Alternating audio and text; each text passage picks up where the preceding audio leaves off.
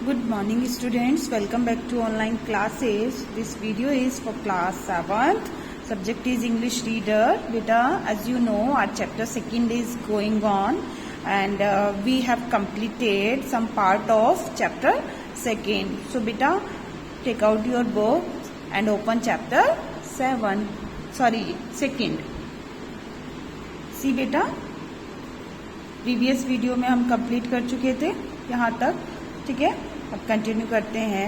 The world has a shortage of many things, यानी संसार में बहुत सारी चीजों की कमी होती है या है ना, होती है ना कमी। But there is no dearth of critic around, यानी हमारे चारों ओर या हमारे आसपास क्रिटिक्स का कोई भी अकाल नहीं होता। डर्थ मीन्स होता है अकाल, कोई भी अकाल नहीं होता। संसार में बहुत सारी चीजों की कमी होती है, लेकिन जो आलोचक होते हैं उनका कोई भी अकाल नहीं होता। The cage has been maintained very well, cage को बहुत अच्छे से मेंटेन किया जाता था। However nobody has thought about the bird, लेकिन फिर भी कोई पक्षी के बारे में नहीं सोचता।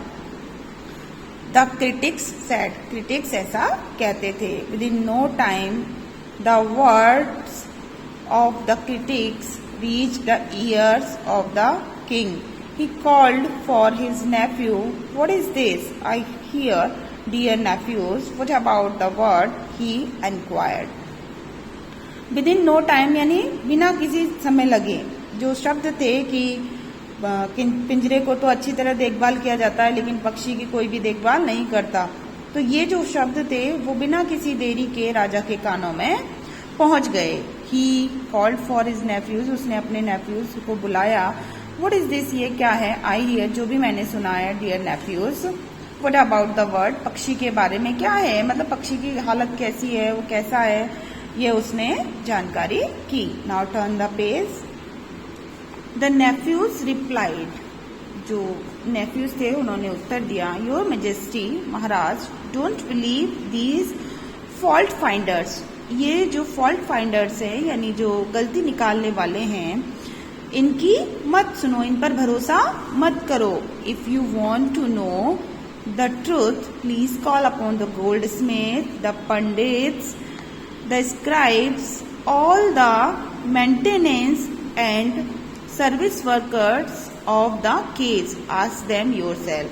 उसने कहा कि तुम ये जो फॉल्ट फाइंडर्स हैं यानी मिस्टेक निकालने वाले हैं, गलती निकालने वाले हैं, इन पर भरोसा मत करो। तुम चाहते हो जानना सच, यदि तुम सच जानना चाहते हो, please call upon the gold Smith, जो गोल्ड स्मिथ है उसको बुलाओ, पंडित है उसको बुलाओ, दो स्क्राइब्स हैं यानी जो लेखक हैं उनको बुलाओ, and all the maintenance and service worker, और जो उसके मेंटेनेंस के लिए सर्विस वर्कर रखे गए हैं उनको बुलाओ। ऑफ द केज, यानी पिंजरे के सर्विस के लिए जो वर्कर्स रखे गए हैं उनको बुलाओ। आस्क देम योरसेल्फ, और उनसे तुम खुद ही पूछ लेना। The king was pleased with this answer, जो राजा था वो बहुत खुश हो गया इस जवाब को सुनकर।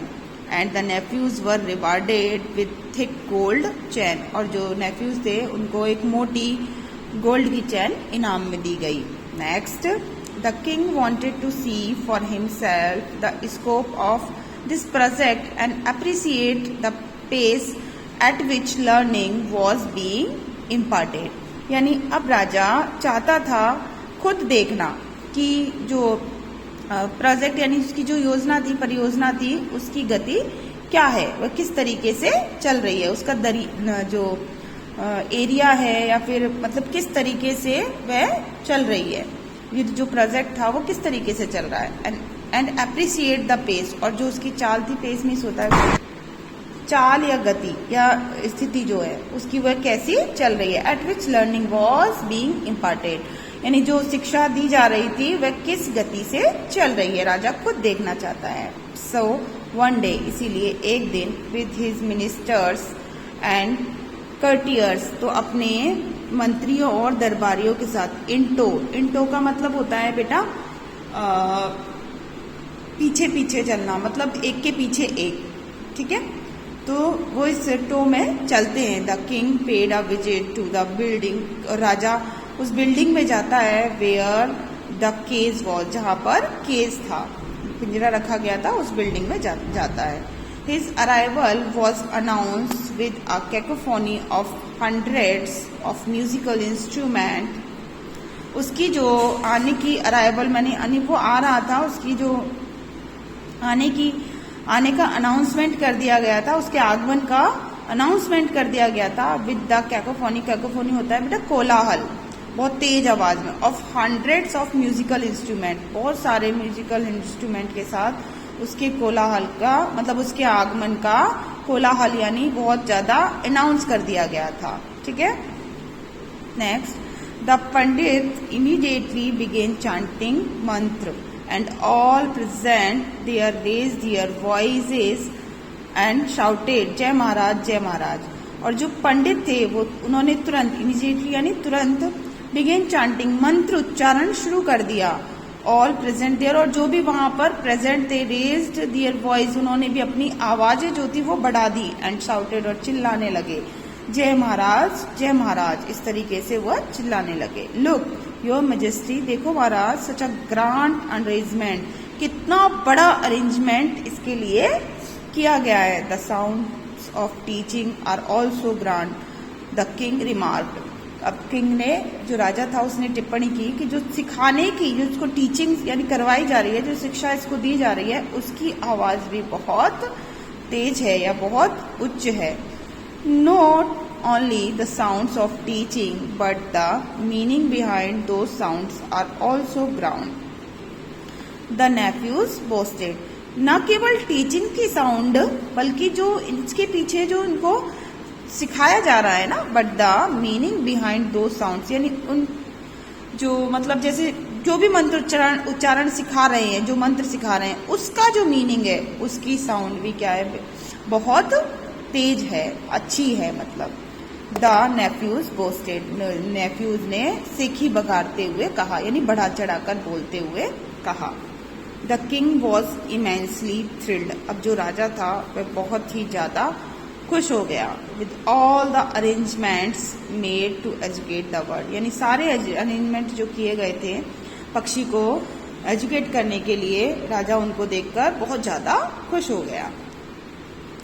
As he was turning back to mount his elephant to return, जैसे ही वह वापस गया और अपने एलिफेंट में, माउंट मीन्स होता है बेटा चढ़ने ही वाला था, टू रिटर्न वापस होने के लिए, अ क्रिटिक, एक आलोचक, who was hiding in bushes, जो कि झाड़ियों में छुपा हुआ था, विस्पर्ड, फुसफुसाया या बुदबुदाया. Your highness, what about the bird, पक्षी के बारे में क्या, हैव यू सीन इट, क्या तुमने उसको देखा, इस तरीके से उसने बोला. The king exclaimed, oh my, I totally forget. तो किंग राजा ने थोड़ा आश्चर्य किया और बोला कि ओ माई गॉड, ये तो मैं भूल गया था. वेयर इज द वर्ड, पक्षी कहाँ पर है. आई कांट बी सीन, मैंने उसे नहीं देखा. He turn to the pandit and said, और वह पंडित तक वापस गया एंड सेड, और कहा, I want to see how you teach the bird, मैं देखना चाहता हूं कि तुम जो पक्षी है उसको कैसे सिखाते हो. He was shown the process, उसे जो प्रोसेस था वो दिखाया गया. He was satisfied with the entire arrangement, और वह पूरा जो अरेंजमेंट था उससे खुश हो गया, संतुष्ट हो गया. The process was so overwhelming as compared to the tiny little bird that it went unnoticed. In fact, it seemed quite irrelevant to look at the bird. The king realized that there was no lack in the arrangements. There was no food or water in the case, only heaps of torn pages with the tip of a pen. And torn pages were thrust into the bird's mouth. The bird could neither sing nor cry out. Everyone thought, what a pleasing sight this is. अब क्या हुआ बेटा, जो उसको सिखाने का जो तरीका था ना,